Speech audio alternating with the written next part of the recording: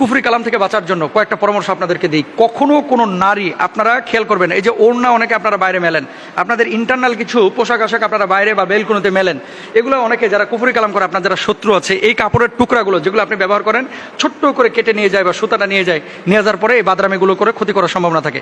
এই জন্য কাপড় চুপড় এগুলো সেফ জোনে মেলবেন, যেই জায়গাটায় আসলে উন্মুক্তভাবে কেউ যায় না, মানে আপনার কাপড়টা নিয়ে কেউ ক্ষতি করতে পারবে না। অনেক সময় মেয়েরা মাথার চুল এটাকে খুলে কি করে, যেখানে সেখানে খোলা, মানে কি বুঝেন নাই, চুল আশ্রাইতেছে, চুল কিছু ঝরে পড়ে, এগুলো গোল করে ওই এক জায়গায় গুজিয়ে রেখে দেয়। যারা কুফরি কালাম করে, জাদুটোনা করে, এই চুলগুলো নিয়ে কিন্তু খারাপ কাজ করে। 3 নম্বর আরেকটি বিষয়, আপনি আপনার নখগুলো কেটে সাধারণত আপনারা ফেলাই দেন।